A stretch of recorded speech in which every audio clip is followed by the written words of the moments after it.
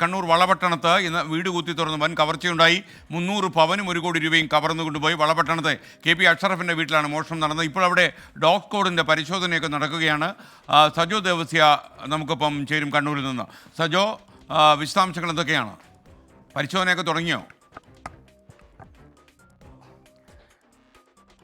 SKN പരിശോധന പുരോഗമിക്കുകയാണ്. നേരത്തെ ഫിംഗർ പ്രിന്റ് ബ്യൂറോ അംഗങ്ങൾ എത്തി അവരുടെ പരിശോധന വീടിനകത്ത് പുരോഗമിക്കുന്നുണ്ട്. സമാന്തരമായും ഡോഗ് സ്ക്വാഡിൻ്റെ പരിശോധനയും പുരോഗമിക്കുകയാണ്. വീടിൻ്റെ താഴ്ഭാഗത്ത്, അതായത് റെയിൽവേ ട്രാക്കിൻ്റെ ഭാഗത്തേക്കാണ് ഈ മണം പിടിച്ചതിന് ശേഷം നായ ഓടിയത്. ഡോഗ് സ്ക്വാഡ് ഇപ്പോൾ ഈ പരിശോധന ഈ ചിറക്കൽ കട്ടിംഗ് ഭാഗം, അതായത് റെയിൽവേ പാളത്തിലേക്ക് എത്തിയിട്ടുണ്ട്. ആ മുൻഭാഗത്തേക്ക്, അതായത് വളപട്ടണം പാലം ഭാഗത്തേക്ക് നീങ്ങിയിട്ടുണ്ട്. പരിശോധന ഒരു വശത്ത് പുരോഗമിക്കുകയും ചെയ്യുന്നുണ്ട്. അതായത് എന്തെങ്കിലും ഒരു സൂചന ലഭ്യമാകുമോ എന്ന പരിശോധനയുടെ ഭാഗമായാണ്. എന്തെങ്കിലും തരത്തിലുള്ള സൂചനകൾ ലഭ്യമാക്കാൻ അതൊരു വലിയ കവർച്ചയാണ്, അതൊരു ആസൂത്രിത സ്വഭാവമുണ്ട് എന്ന് സംശയിക്കുകയും ചെയ്യുന്നുണ്ട്. CCTV ദൃശ്യം പോലീസ് ശേഖരിച്ചിട്ടുണ്ട്. അതായത് ഇത് കഴിഞ്ഞ ചൊവ്വാഴ്ചയാണ് ഈ കുടുംബം വീട് പൂട്ടി അവർ മധുരയിലേക്ക്, അഷ്റഫിൻ്റെ കുടുംബം മധുരയിലേക്ക് വിവാഹ ചടങ്ങിന് വേണ്ടി പോയത്. ബുധനാഴ്ച രാവിലെയാണ് ഈ കവർച്ച നടന്നിട്ടുള്ളത്. ഇന്നലെ മാത്രമാണ് ഇത് തിരിച്ചറിഞ്ഞത്. അതായത് അവർ വീട്ടിലേക്ക് എത്തിയപ്പോഴാണ് ഈ കവർച്ചയുടെ വിവരം ലഭ്യമായത്. അതായത് ബുധനാഴ്ചയോടുകൂടി ഈ കവർച്ച നടന്നു എന്ന് CCTVയിലെ ടൈം കോഡ് വെച്ച്, അല്ലെങ്കിൽ അതിൻ്റെ ഡേറ്റ് വെച്ച് പരിശോധിച്ചതിൽ നിന്ന് വ്യക്തമായിട്ടുണ്ട്. എന്ന് മാത്രമല്ല അവരുടെ അസാന്നിധ്യം കൃത്യമായി തിരിച്ചറിഞ്ഞ സംഘമാണ്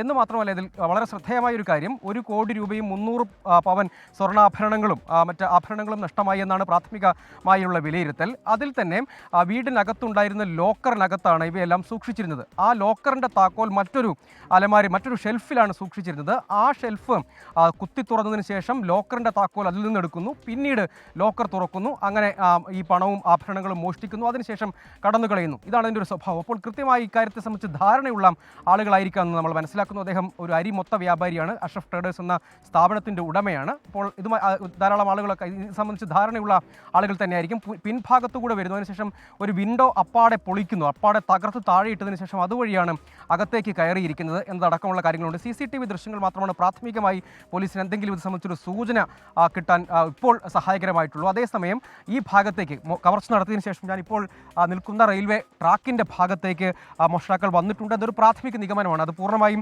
ഇപ്പോൾ ഒരു വിലയിരുത്തലിലേക്ക് എത്താൻ കഴിയില്ല. കാരണം ഇങ്ങോട്ടേക്കാണ് മണം പിടിച്ച് നായ ഓടിയത്. അതിൻ്റെ പരിശോധന ഇപ്പോൾ ആ ഭാഗത്തേക്ക് നീങ്ങിയിട്ടുണ്ട്. അതായത് വളപട്ടണം പാലം ഭാഗത്തേക്കാണ്. അപ്പോൾ അത് കൃത്യമായ ഒരു ആസൂത്രണം, അതായത് ഈ പാത വഴി നടന്ന് താഴേക്ക് ഇറങ്ങിയിട്ടുണ്ടാവണം. അതിനുശേഷം മറ്റേതെങ്കിലും സ്ഥലത്ത് വാഹനം നിർത്തിയിട്ടുണ്ടെങ്കിൽ അങ്ങോട്ടേക്ക് പോകാൻ മറ്റൊരു സുരക്ഷിതമായൊരു മാർഗ്ഗം, അല്ലെങ്കിൽ എളുപ്പമുള്ള, മറ്റാരുടെയും കണ്ണിൽ പെടാതിരിക്കാനുള്ള ഒരു മാർഗ്ഗം എന്ന നിലയ്ക്ക് റെയിൽവേ ട്രാക്ക് വഴി തിരഞ്ഞെടുത്തിട്ടുണ്ടാകാം എന്നൊരു വിലയിരുത്തൽ പ്രാഥമികമായും ഉണ്ട്. ഏതായാലും ഇത്ര വലിയ അളവിലാണ്. നേരത്തെ അനൂജ് പലിവാൾ, റൂറൽ SP, ഇപ്പോൾ സിറ്റിയിലെ ചുമതലയുള്ള റൂറൽ SP സംഭവസ്ഥലം സന്ദർശിക്കുന്നു.